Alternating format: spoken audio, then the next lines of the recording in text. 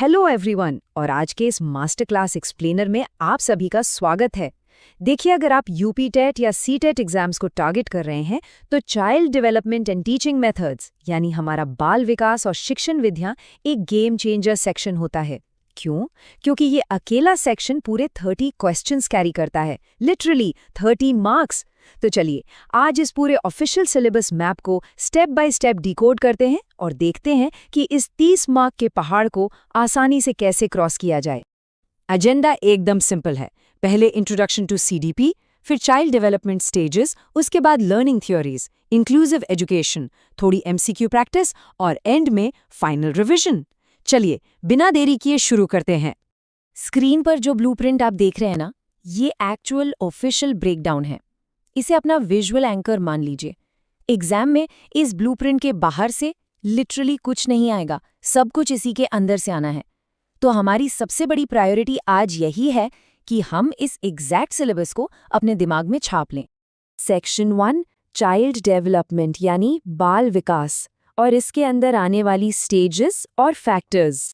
अब देखिए, बाल विकास की ना इन 5 की स्टेजेस को बिल्कुल अपने माइंड में लॉक कर लेना है।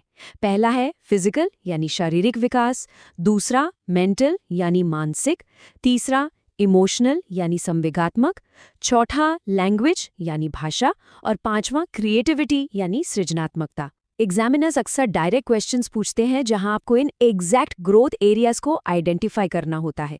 एक बच्चा फिजिकली कैसे ग्रो कर रहा है, मेंटली चीज़ों को कैसे समझ रहा है, ये सब इन्हीं 5 पिलर्स का हिस्सा है। Absolutely crucial. तो अब सवाल ये उठता है कि इन स्टेजेस को प्रभावित यानी अफेक्ट कौन करता है। 2 मेजर फैक्टर्स हैं, हेरिडिटी और एनवायरनमेंट।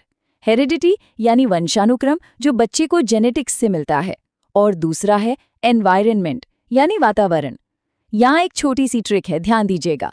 सिलेबस स्पेशली मेंशन करता है कि एनवायरनमेंट फैक्टर के अंदर ही परिवार, समाज, विद्यालय और मास मीडिया आते हैं। तो मास मीडिया कोई अलग फैक्टर नहीं है, वो वातावरण का ही एक हिस्सा है। इसे याद रखिएगा।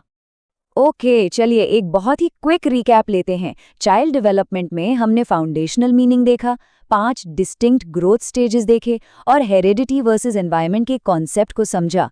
इस मेंटल चेक पॉइंट को यहीं पर सेव कर लीजिए और अब बढ़ते हैं अपने अगले हाई वेटेज टॉपिक की तरफ। सेक्शन 2 लर्निंग थ्योरीज, जिसे हम सीखने के सिद्धांत भी कहते हैं, featuring Thorndike, Pavlov and others. ये जो टेबल आपके सामने है, ट्रस्ट मी, ये एक एब्सोल्यूट एग्जाम चीट शीट है। Direct match the following questions के लिए ये एक गोल्ड माइन है। इसे देखिए, थॉर्नडाइक का सिद्धांत है ट्रायल एंड एरर, पावलोव का क्लासिकल कंडीशनिंग, स्किनर लाए थे ऑपरेंट थ्योरी और कोहलर का है इनसाइट या सूझ का सिद्धांत। और हाँ, पियाजे और वाइगोत्स्की तो कॉग्निटिव और सोशल कंस्ट्रक्टिविज्म के पिलर्स हैं ही। इस लिस्ट को तो बिल्कुल रट लीजिए, सोशलाइज कर लीजिए अपने दिमाग के साथ, क्योंकि मार्क्स यहीं से आएंगे। अब आते हैं सीखने के वक्र और पठार पर यानी learning curve and plateau. Simple शब्दों में ये एक ग्राफ है जो दिखाता है कि समय के साथ बच्चा किस स्पीड से सीख रहा है। प्लेटो तब आता है जैसे मान लीजिए जब सीखने में अचानक कोई प्रोग्रेस नहीं हो रही होती। बच्चे में थकान हो सकती है, बोरियत हो सकती है। एग्जाम के लिए आपको इस प्लेटो के आने के कारण और उससे कैसे बाहर निकला जाए यानी उसके सॉल्यूशंस पर स्पेशली फोकस करना है। तीसरा मेन सेक्शन है इंक्लूसिव एजुकेशन यानी समावेशी शिक्षा, और इसके अंदर गाइडेंस, काउंसलिंग और पेडागोजी।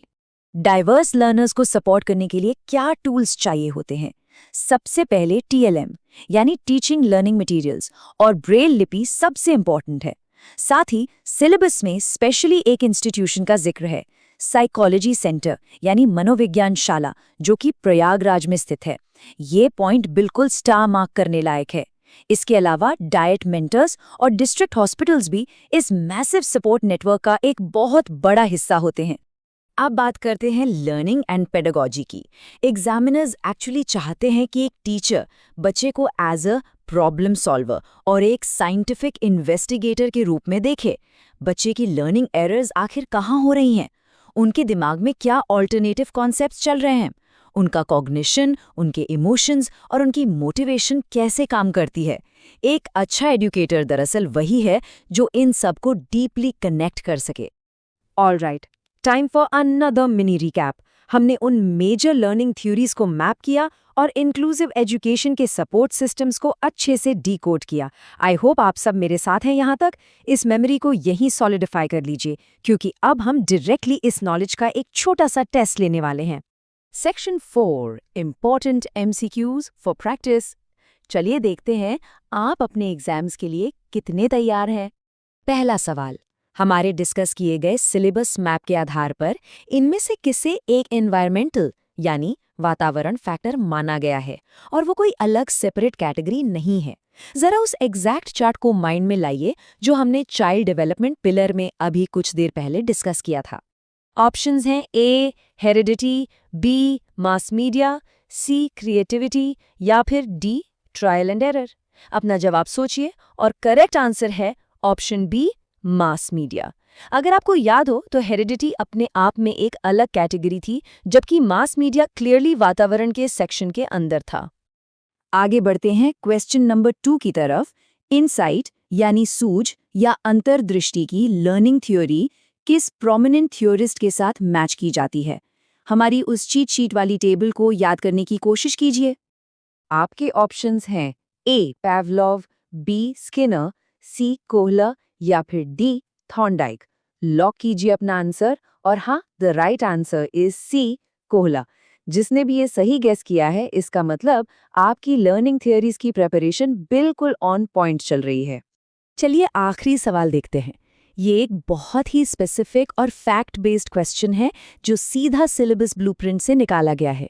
गाइडेंस और काउंसलिंग सेक्शन के अनुसार वो स्पेसिफिक साइकोलॉजी सेंटर यानी मनोविज्ञानशाला आखिर कहाँ स्थित है? ऑप्शन स्क्रीन पर देखिए। A Lucknow, B Kanpur, C Prayagraj या फिर D वाराणसी। सोचिए और जवाब दीजिए। और इसका बिल्कुल सही जवाब है ऑप्शन C प्रयागराज। जिन्होंने इस फाइन डिटेल को याद रखा, दैट्स अमेजिंग। एग्जाम हॉल में ऐसी ही माइनर डिटेल्स एक कैंडिडेट को भीड़ से आगे करती हैं।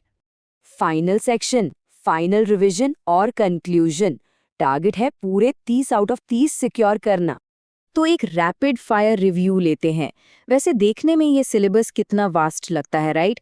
लेकिन जैसे ही हमने इसे लॉजिकली छोटे पिलर्स में तोड़ा, जैसे डेवलपमेंट के स्टेजेस, थ्योरीज की चीट शीट और इंक्लूसिव पेडागॉजी, तो ये पूरा 30 क्वेश्चन का पहाड़ एकदम मैनेजेबल लगने लगा। यही स्टेप बाय स्टेप अप्रोच है इन एग्जाम्स में कंसिस्टेंटली हाई स्कोर करने की।